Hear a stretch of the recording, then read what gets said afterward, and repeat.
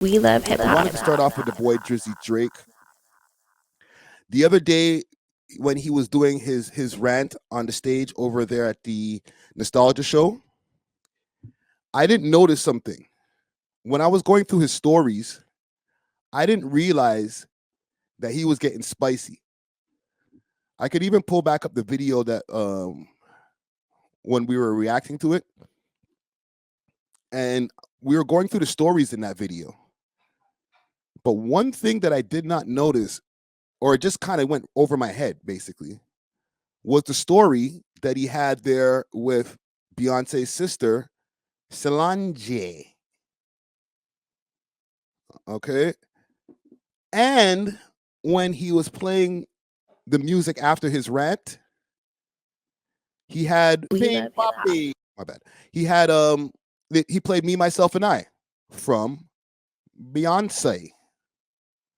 So I'm gonna go a little bit forward in my video here because I was watching back the videos because I watched back the content, and I was like, why am I so stupid? How did I not notice this shit?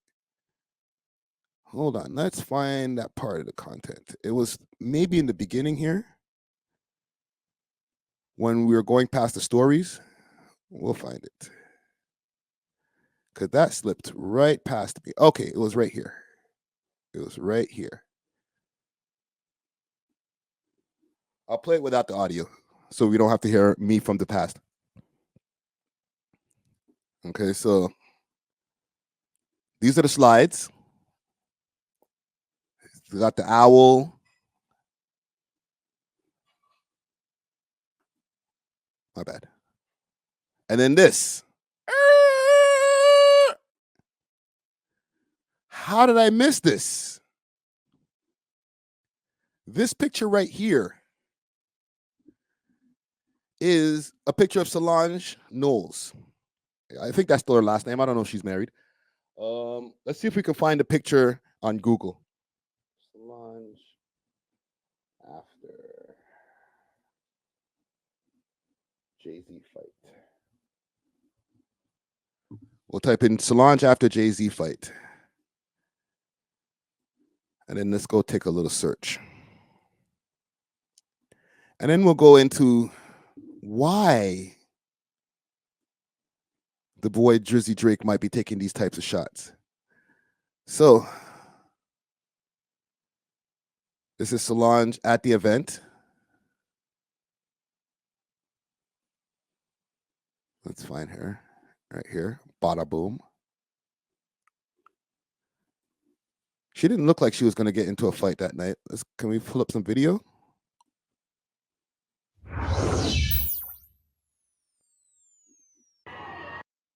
Knowles, Beyonce's Y'all remember this? cameras in an elevator.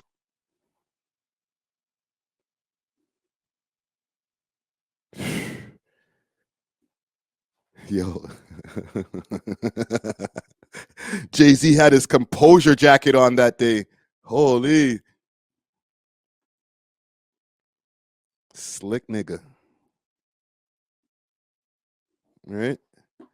I know there's a better picture of this somewhere in this Google search. Let's put car.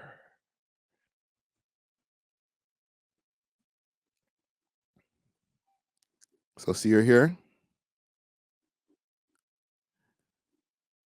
And then right here. You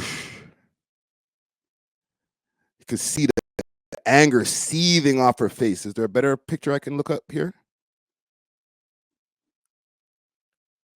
Jesus Christ. What did Jay-Z do to piss her off that much that night? That's crazy. So, let me ask you guys a question here in the chat. Comment gang. Skridididong.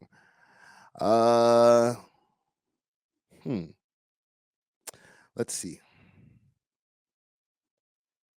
Let's just ask the simple question. Let's start with the simple questions first.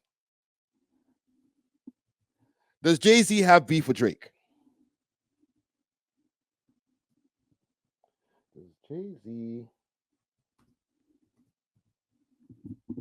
have beef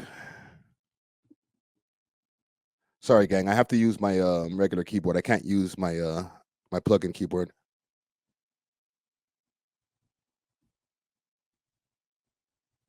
Okay, let's start with, does Jay-Z have beef with Drake? Not does Drake have beef with Jay-Z, but vice versa. Okay, we had the whole Super Bowl fiasco. People were wondering, is Kendrick Lamar going to be doing Not Like Us? He got to take shots at Drake during his little Super Bowl announcement.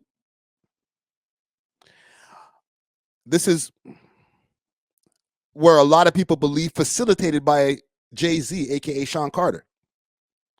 However, I don't think that Jay-Z controls every single decision when it comes to the entertainment for the halftime show, but he definitely has an okay before things go out to the public. So even as far as that little shot that Kendrick took in the Super Bowl ad, Jay-Z seen that before it went out. When Drake was doing all his unfollows, we already went through that and we checked to see who he was unfollowing. And I think we came to the deduction that Jay-Z wasn't one of those people. Right? He made sure to keep it cool with Jay. But behind the scenes, even though these guys have done multiple collabos, does Jay-Z low-key not like Drake? And why not? What could Drake have done to piss off Jay-Z? I know Drake has been notorious, or not notorious. Let's take that. Let's pull that back. I know Drake has been alleged to be smashing a lot of people's girls, but I don't think he would. I don't think he ever tried it with Beyonce. What else? I don't think there's an issue with Lil Wayne because, as we know from before, when everything unhatched with this whole Lil Wayne should have been doing the Super Bowl. All the internet detectives, we remembered that Jay-Z had lent Lil Wayne some money to bail him out of a situation back in the days, and a lot of different things. So, what could it be? And I'm not even playing like I already know the answer and I'm just trying to stall it. I'm trying to figure it out with y'all in real time. What could it be that would make Jay-Z not like Drake? As far as when it came to collabos, and Jay-Z was still extremely active, or not extremely active, but when he was still on his active time and he was getting on his way out, he got him on that trash ass, booty ass track. We Off That. Y'all remember? Tim's and what was it? Tim's and Throwbacks, We Off That. Oh, that song was booty juice. But the boy agreed to do the song. And vice versa. Anytime that Drake needed Jay-Z for a track on, even like down to the CLB album, Jay-Z has showed up. Was he on anything after CLB? When did CLB come out? We're going to get to the bottom of this. The internet super sleuths ain't got shit on us, bro. Drake CLB.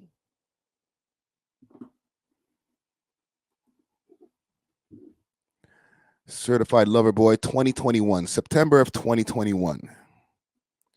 So it's been 3 years. And maybe in that 3-year span, the relationship that wasn't really the strongest relationship in the first place, maybe at that point things started going just a little bit astray. All right, let's do some more digging. I know there's some super brainiac in here that knows on this YouTube streets that knows something about this Jay-Z thing here. Let's see here. Drake versus Jay-Z. Let's get our tinfoils out. Drake wants smoke with Jay-Z. No. Ooh. See, I told you the internet sleuths are on it.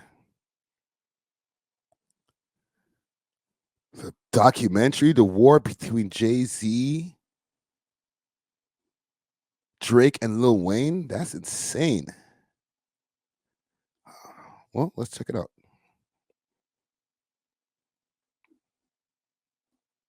Do you feel like that there was some contention growing between Hove and Wayne? I feel like there's some contention growing between Hove and anybody else that gets hot to the point where they're on his radar. Keep it real with niggas ain't got my lady money. Kidnap your get that how much you. In the Take late it back. 1970s, hip hop was born from New York's Oh, no, not that far back. We don't have to go that far back, broski. fourth feud that mirrored the eternal tension between master and student, a rivalry that started 20 years ago and continues on today. To understand how the beef and bromance between these beat killers and businessmen has started and where it's at now, we gotta take it back to 2003. See, 2003 was a very important period. This is when a young 20-year-old Lil Wayne took influence from his idol Jay-Z and decided to ditch his notepad and vowed to rap every future bar off the top of his head. In a 2014 interview with Nylon, Lil Wayne reflected on this career-changing period of his life when the interviewer Jeff Weiss asked him, "When did that sense of destiny and feeling to be the greatest come to you? Squad Up, the Carter One?" Lil Wayne replied by saying, "Squad Up. That's when it came to me." The interviewer then asked, "Was there a specific moment or over a period of months?" Lil Wayne replied, "It was 2004. That was the day I stopped writing. Whatever day that was." So they're going way back, bro. Holy shit, man. Talk about slow walking the dog. Part of the group Destiny's Child, and allegedly Jay-Z was the one who recommended that Lil Wayne be the feature on the record. This record would go on to be Wayne's most successful song to date, and it's funny because only 7 years later, he would threaten to capture the lead singer of this group the same way Bowser captures Princess Peach in Mario. Now, as 2004 wraps up, it's important to note that Lil Wayne fulfilled his contract with Cash Money. He gave them 4 albums with The Block Is Hot, 500 Degrees, Lights Out, and The Carter One. At this point, he's now a free agent, meaning that he could either renegotiate his contract with Cash Money and sign a new deal with them, or he could take his talents to a different label. And that seemed like exactly what he was about to do. We started hearing rumblings in late 2004 that as Jay-Z stepped into retirement to become the president of Def Jam, Lil Wayne was thinking of signing under Jay. And all the way back in 2004, Hip Hop DX, a site that's still around today, shout out Elliot Wilson and Jeremy Hecht, they reported back in 2004 that Wayne and Cash Money weren't on the best of terms because of the potential split. But allegedly, he wasn't just signing to Def Jam to be next to Jay-Z, but it was also to avoid the same financial problems that plagued his former Cash Money label mates Juvenile, Turk, and BG. Now, in early 2005, Lil Wayne was promoting. Do y'all remember that when Wayne was a free agent? I completely forgot about that. This is why these guys are important. These internet super sleuths. They're super important because I completely forgot about that time when he was a free agent. And that was that far back. Holy shit.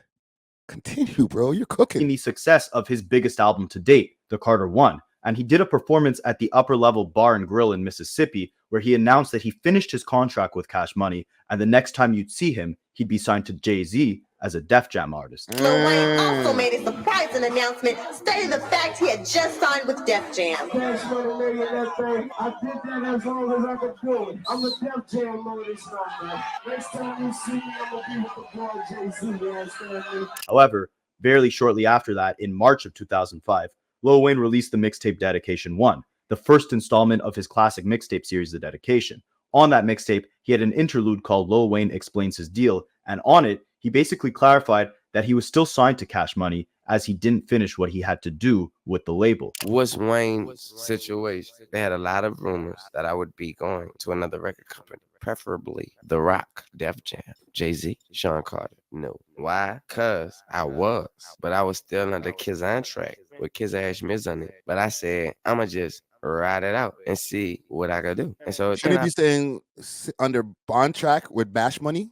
figured I'm gonna go with The Rock. I'm gonna go by Jay. And Jay was trying to help me. He was really trying. He's like, dude, whenever you get out your situation, I'm here. Whatever you need, I'm here. Then all of a sudden I get a call from Universal. I couldn't even understand what they were talking about because they were talking about millions and stuff. That was words I had never heard of, you know what I mean? And I was like, believe that. And so in reality of it all, I got some more time over here. I ain't finished doing what I was doing. What Weezy's doing, finishing up. Stay focused. We'd get a more clear explanation. I was there. I don't need the explanation. Birdman said, no, Wody. No, Wody. He's still signed to us, Wody. Y'all take all that New York City slicking shit and take it back up north, Wody. He cash money for life. That's my son. I kiss him on the mouth. Interview with Music Choice in 2006, Wayne said that he didn't catch any flack from Jay-Z for calling himself the best rapper alive, which was extremely motivating for him to keep going. I ain't getting no flack from that. I mean, of course, from the haters, but I mean, from the man, from Jay, he propped me up when he see me. They gave me a lot. Okay, so they took it all the way back to the beef, or not even the beef, the friendly competition that was going on with Jay-Z and Lil Wayne back in the days when Jay was like, or when Wayne was like, I'm the best rapper alive, blah, blah. That Birdman plays a very significant role in a lot of the back and forths between Jay, Drake, and Lil Wayne. Being the owner of the label that both Drake and Wayne are signed to, it'll become obvious that a lot of these back and forths didn't just stem from the desire to be the top rapper in the game, but it was... Something just hit me just now. I had the X-File sound went off in my head. Jay could be cool with Wayne, because Wayne seems like he's like out of the loop of a lot of his business. And that's to a detriment to him.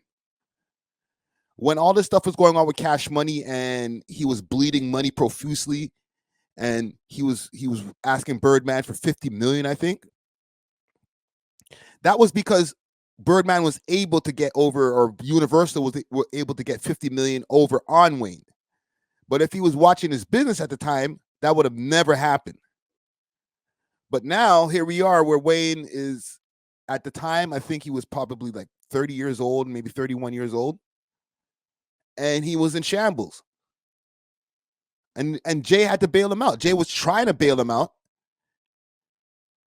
Baby and probably Slim too. We're probably like, nope. R.I.P. Mutombo. They gave him the Mutombo finger. Said, nope. He belongs to us. So Jay-Z's problem, I don't think, continues with Wayne. Wayne is an innocent victim in this whole thing, if you want to call him that. But it doesn't mean that he don't got a problem with Birdman. Algorithm says Jay-Z was never on top like Wayne or Drake, undisputed. He always had Nas on his neck. I take Nas over Jay-Z any day. Not only Nas, I don't even think Jay considered Nas one of the top three or the big three at the time when Jay-Z's big three was going on. Didn't he say on Excuse Me, Miss? The only niggas selling units is Pimp, Juice, and us? Right? So he wasn't even thinking about Nas when he was thinking about the big three. He had Nelly in a higher category than Nas, which is crazy. Even though, yes, Nelly was selling more records. Let's not act crazy. But he wasn't a better rapper, obviously. But Jay-Z wasn't even looking at Nas as one of his money peers. He might have looked at him as a musical peer, but money peer, nah. Maybe now, yeah. And not even now. Jay a whole billionaire now. Was also a Cold War between Birdman and Jay-Z on who could become the most powerful figure within the music industry. But now, as confident as Jay-Z was declaring himself the savior of hip-hop on his comeback album, the project wasn't the success that he probably hoped it would be. See, Jay-Z retired at the top of his game with the Black Album. It was a classic. It had multiple hits like Lucifer, Dirt on Your Shoulders, and 99 Problems. Okay, I'm not going through all that part here. Let's go to 2006. Fueled by contrasting styles and visions for the label, as well as competition for dominance in Kingdom Come, Booty Juice in the New York rap scene. At the same time that Dipset was beefing with Jay, they were fully embracing Wayne. And during the monster run at the top of the game that Wayne had in 2007, he often collaborated with members of Dipset, most notably Joel Santana, as the two were supposed to put out an album together called I Can't Feel My Face. Oh, yeah. But like most of Wayne... Hold on, let me give this nigga some credit. I didn't even give him credit. Rapholics. Go check out Rapholics' YouTube channel. This nigga's cooking. His best music at the time, a lot of the records from his project with Joel Santana got leaked online before he could officially release them. Now, why this is interesting is because after Birdman tells Wayne to stop sounding like his idol Jay-Z so much, Wayne completely innovates his style, rapping like we've never heard anyone rap before in history and calling himself the best rapper alive while he's doing it. At the same time, Jay-Z has a hard time making his way back to the top of the game after retiring and starts battling Lil Wayne for who deserves the title as the best rapper alive.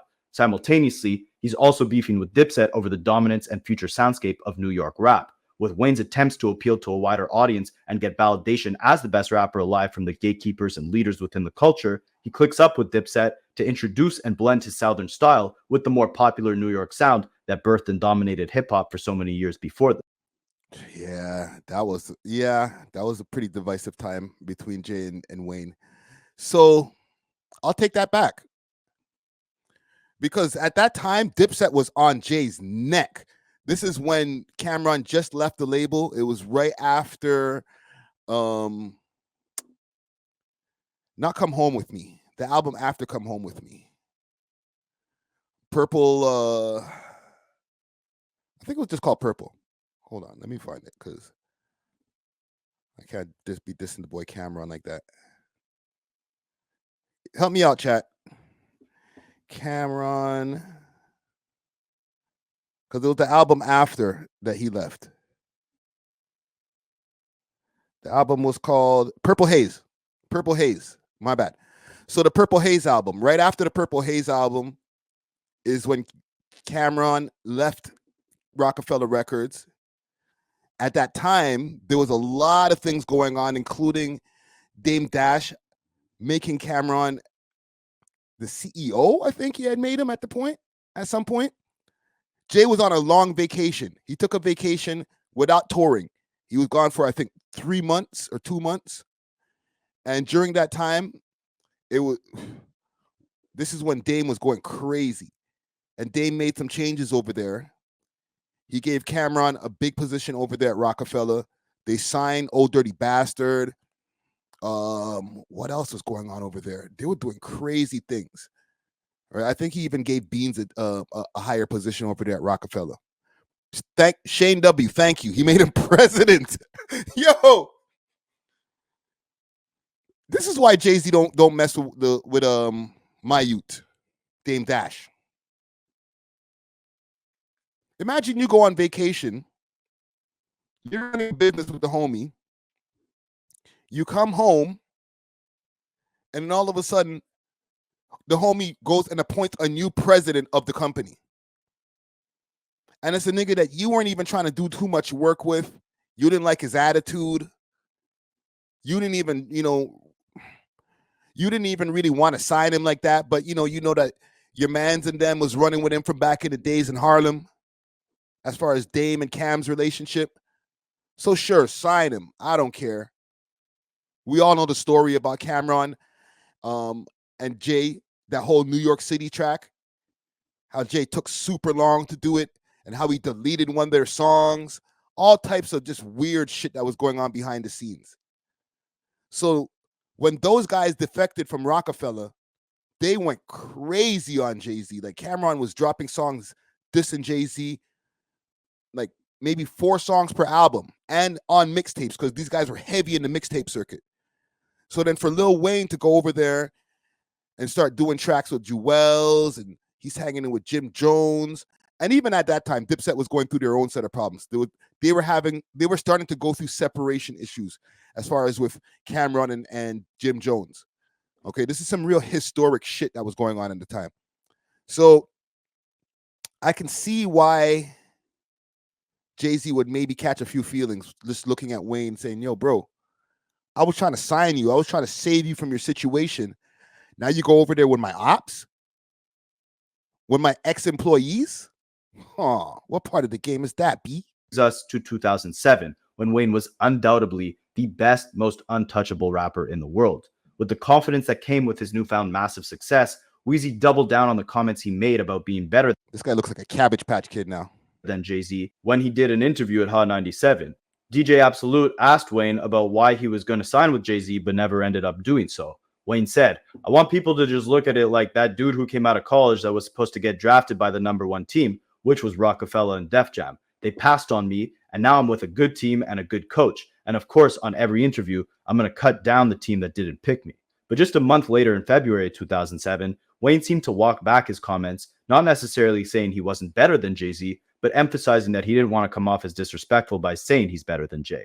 In an interview with XXL, Weezy said, "I want to apologize to Jay and his family and friends because I was asked that question and they put it in there like I was just feeling like, oh, you know what? I'm better than Jay. They came at me like, so you say you're the best. Can you say that you're better than everybody? Would you say..." Look what these niggas is arguing over. I'm the best. No, I'm the best. I'm the best rapper alive. What? How dare you say that? I'm the best rapper alive, and I'm still here. And you said that? We can't be both the best. All right. I'm going in the booth. This is good shit, man. I ain't even going to lie. This is what hip-hop, real hip-hop should be, bro. Nigga said, you're the best? Nah, I'm way better at this shit than you. Not, bro, I'm smoking on your dead ops. Now I'm going to make a song about you. Because you got on social media talking about smoking on my dead ops. These niggas was just pissed about somebody saying they're better than the next nigga. That's crazy. And then going into interviews, talking about it, getting into issues. Just because one guy said, you know what, I'm a better rapper than you. You know, I got more fans. When I go in the booth, I make hotter shit. Holy. Say that you're better than Jay? I was like, yeah, I'm better than everybody. But I'd like to throw that apology out there because of whatever trouble I The nigga had to make a statement apologizing for saying he's better than another rapper. Come on, B. These days, these niggas are not apologizing for digging up graves and shit. They just go for them. Yo, that's crazy. caused. I didn't want that to happen. A few months later, in July of 2007, Jay-Z featured on T.I.'s song, Watch What You Say, where he seemed to address all the tough talk that Wayne had been throwing his way. Jay rapped, "I hear you've been baiting me lately. I've been doing my best just to stay hater free." Okay, let's go forward. Let's get to some of the Drake shit. Let's go to 2008. On the song Mr. Carter. Funny enough, the two rappers battling for the crown of hip-hop both shared the same last name, and that record really served as a passing of the torch from one Carter to the next, with Jay-Z showing the world that he was ready to embrace Wayne as his protege and song is trash. Recognize the fact that the student may have just become the master. Jay-Z rapped on that record saying, "I'm right here in my chair with my crown and my dear Queen Bee as I share, mic time with my air. Young Carter, go farther, go further, go harder. Is that not why we came? And if not, then why bother?" So, did I offend anybody by saying that right there? My bad.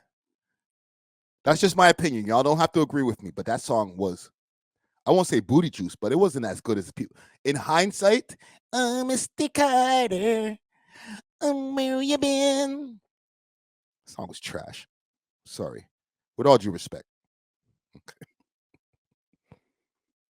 With my crown and my dear Queen Bee. Everybody had been waiting for. And Jay-Z responded by saying, quote unquote, "Not really. It's like more of a creative great record rather than a lyrical slugfest or two guys just spitting. No, Success is more of what people want to record. look at when they judge that type of stuff. And for me to say he's not in line next would be foolish. That's what the public says. So why not?" Hold on. What's this? What's this? We're going to get to the Drake shit in a minute. Who's outdoing who from a rapping perspective. In another interview that same year with Vibe, Jay-Z seems to embrace Lil Wayne, but also kind of Lil Bros him a bit at the same time. He said, "You should embrace the next generation. In hip-hop, you always fight the next person coming because that person wants your spot. He first approached me as a fan. When he felt like he was close enough..." Okay, I don't care about all this love and slugfest. Let's get to the real shit. When that light-skinned Canadian started coming around. Let's talk about that. Wayne's monstrous run of changing the mixtape game and putting out classic tapes where he would body other rappers' beats. I might send this to the mixtape, Weezy. Jay also clarified that he wasn't talking directly to Lil Wayne, Kanye West, or T-Pain on that Death of Autotune record because he actually likes the way that they incorporated autotune into their music. Now, Jay-Z's efforts to kill autotune were very unsuccessful, as at the same time that he was declaring it overused and dead, Lil Wayne was in the process of signing his next protege, Drake, who would revolutionize the way rappers used autotune to blend rapping and singing in an innovative hybrid of delivering melodies and bars. Drake was actually featured on Jay-Z's album The Blueprint 3, which Wayne was noticeably missing from. And ironically, while Jay-Z declared that autotune was dead on that album, Drake had a hook on a song off that album called Off That, where he was definitely abusing autotune by drowning his voice in it. On The Blueprint 3, Jay-Z also rapped on a song called The Star Is Born, applauding Weezy by saying, "Wayne's scorching, I'll applaud him. If he keeps going, pass the torch to him." Wayne scorching, I'll applaud him. If he keep going, pass the torch to him. But while he's applauding Wayne here, this is where the story gets interesting, because this is really the point when Jay-Z divests most of his attention away from Wayne and focuses it more on Drake. He recognized that the torch was being passed and Drake would now become the bigger threat than Wayne, as Wayne would kind of take a step back from the spotlight and let Drake infect the world with his new style. When Jay was in Toronto, he did an interview with Much Music where he applauded Drake's recent success. He said So Far Gone was an incredible project, and he told Drake to just stay focused and keep going and keep working hard. Sorry. Are they making it like Jay is this petty? Because this the angle that I feel like where this guy is going towards is that Jay was so petty on his way out that he wanted to make sure he attached himself to anything hot, and he wasn't trying to just go out gracefully or just retire or just be an executive. He was just like, oh, what's that hot shit over there? Oh, you need a feature? Oh, you got a protege? Okay, move over. Get out of here, Wayne. Yo, Drake, you need a feature?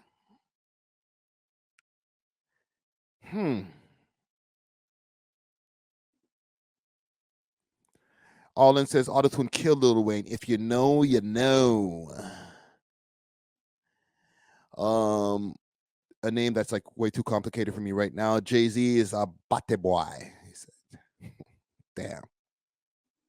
No, The success would come. Drake, I know that you're a fan. I know you work with him, and he speaks really highly of you. So he is already at that point where he could blow up into craziness. So what do you wish that somebody would have told you at that point? You know, he just needs to focus. I mean, he's proved that he's very talented, you know, with that mixtape, which was phenomenal. He proved that he's very talented. So he just has to maintain that focus, because right now all the eyes are on him, and not lose that. I think he's going to be fine. And Drake echoed the same love. Yo, you know how crazy that felt at the time?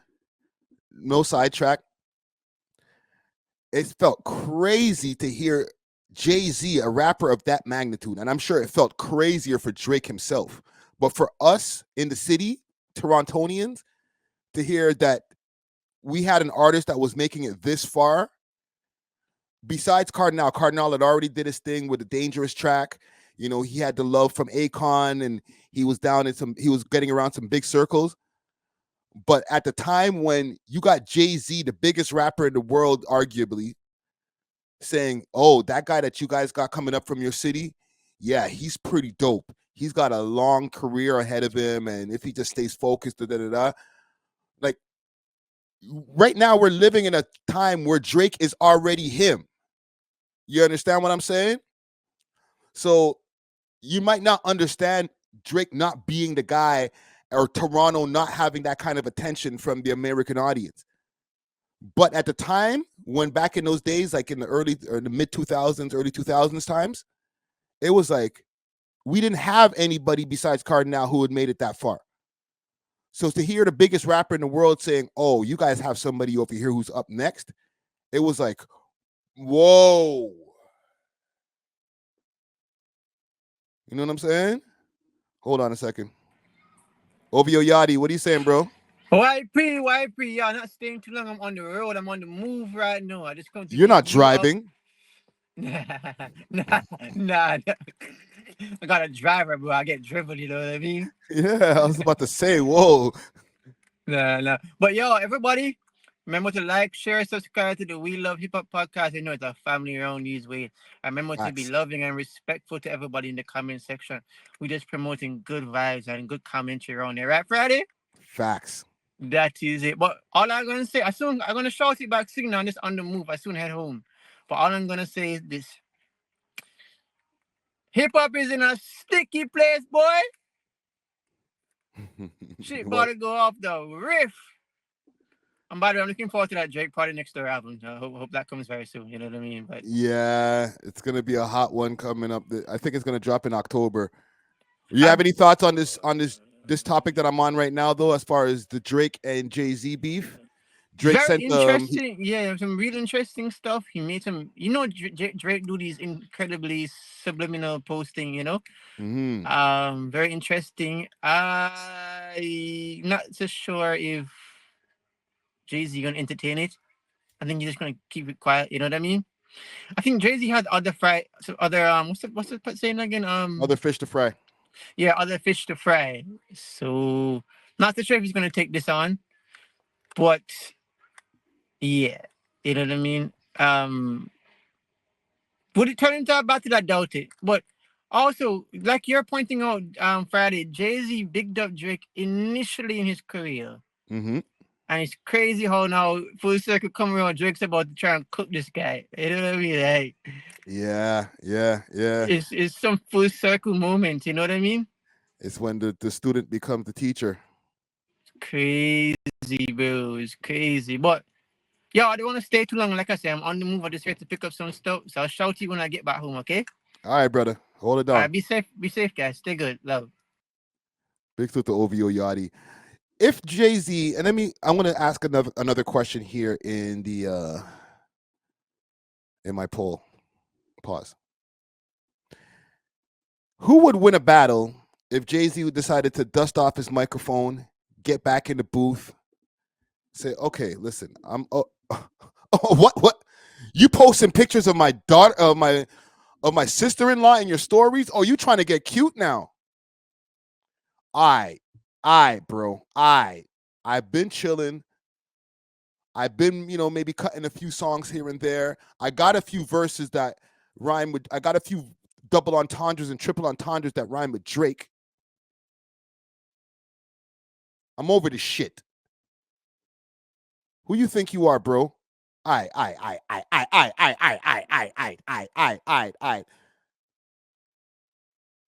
Let's get it, bro. Engage. So Jay-Z decides, you know what? Let's do this. Who's winning the battle? Jay-Z or Drake? I'm going to make a poll here. Who would win?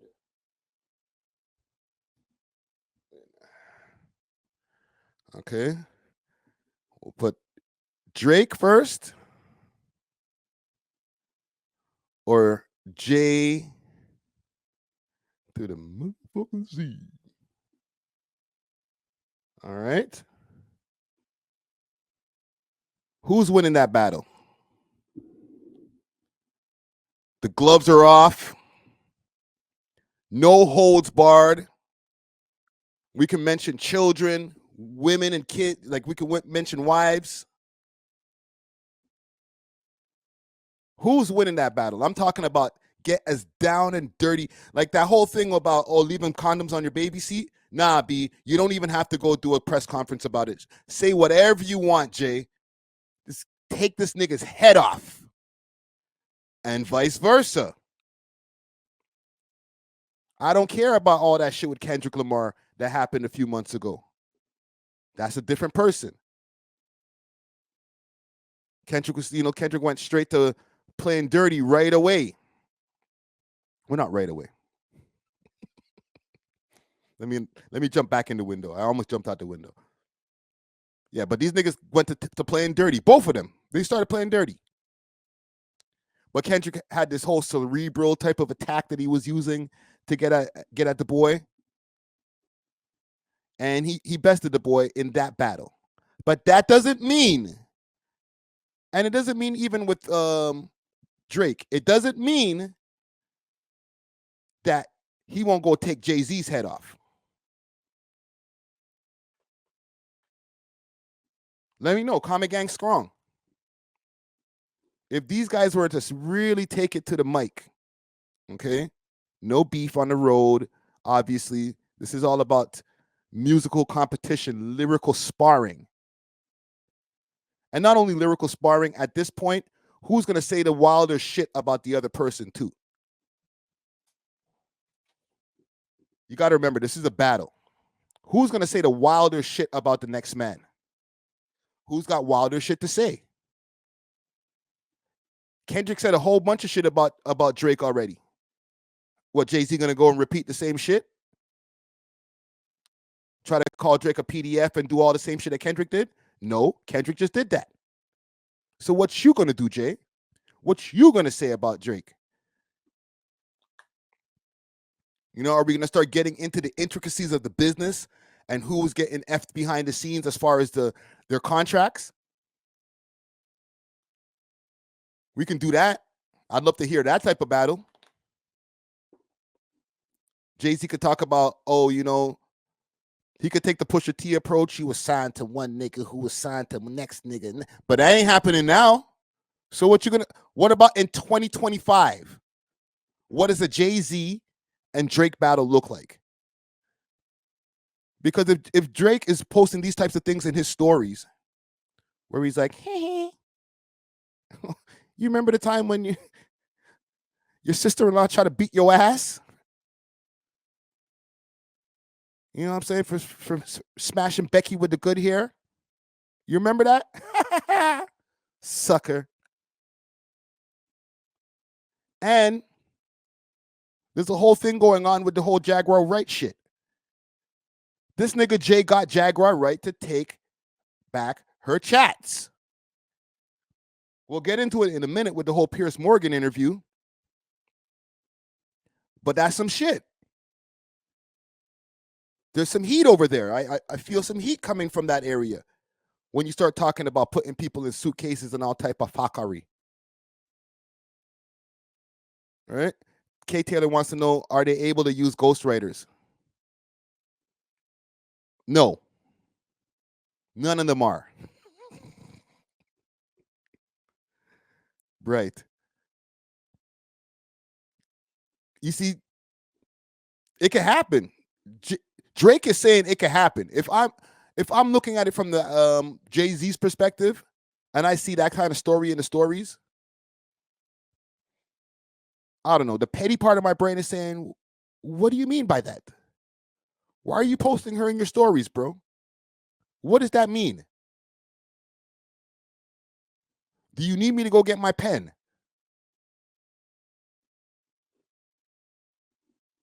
Love and admiration for Jay-Z that Lil Wayne had. He rapped on his 2009 track Fear, saying, I never cried when Tupac died, but I probably will when Hove does. And thanks to the success of the Blueprint 3, why you say that for, man? That aged badly. Jay-Z was named the hottest MC in the game in 2009 by MTV, and Birdman was asked about this, and he said, I don't think he's the number one MC. Wayne the best, he do the most, and he make the most money. How can you say you're the best if you don't make the most?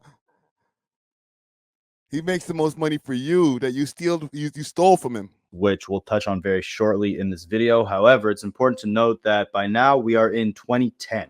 Lil Wayne is about to go to Rikers Island prison for the next 8 months, and it's up to Drake to put Young Money on his back carry on that same legacy that Wayne has built over the last couple of years. Simultaneously, Jay-Z is asked about those nasty comments Birdman made, where he said Wayne was a better rapper and had more money than Jay, and Jay-Z responded to this by saying, being lyrical is just a matter of opinion. It's who you like. So that's his opinion. As far as money, that's a little more factual. We can determine that. Put it up. If he's that confident, I'll give him a little glimpse. It's crazy. Cut it out. Knock it off. If he believes that, I respect that. That's his guy. He's supposed to ride with his guy. And while Jay-Z laughed off any claims of Birdman or Lil Wayne having more money than him, he did show Wayne a lot of love in the June 2010 interview with Rolling Stones, where he talks about maturing in the game but still being relevant. Jay-Z said, that's hilarious. They went from arguing about who's the best to he make more money than you. What he was saying metaphorically when he raps, you make friends with Mike, but you got to AI him for your survival. Why he's mentioning being friends with Mike, or that people recognize that he's got what it takes to succeed, and then your idols become your rivals, is because Jay-Z back in 2009 was very supportive of Drake's come up and saw the potential in him early on. Jay was Drake's idol, but to get to where he wants to get to in the game, he's got to surpass him for his survival. But again, he's also mentioning that he's friends with Michael Jordan, aka he made friends with Jay-Z. And that was very much true. Okay, we know what that means. Billionaire mind, stay tuned. Brrr. Then it was Drake's turn to come for the throne. Drake did an interview in January 2011 with Tim Westwood, where Tim Westwood asked him about his collaboration album that was supposed to come out with Lil Wayne. He said, yeah, that's going to come out, but I hear there's these... Yeah, this is the whole beef about the Watch the Throne. Hold on. My attention span is not long enough for this whole hour and change. We're not doing the whole hour either. But Jay-Z and Kanye West beat him in every single one of them. But by 2013, it was... Okay, this is when they were beefing about Watch the Throne, because they felt that Wayne and Drake were trying to do Watch the Throne or do their collabo album. Then Kanye and Jay went and did Watch the Throne ahead of them. Little petty rich nigga shit. You know what? Let me go forward in this video.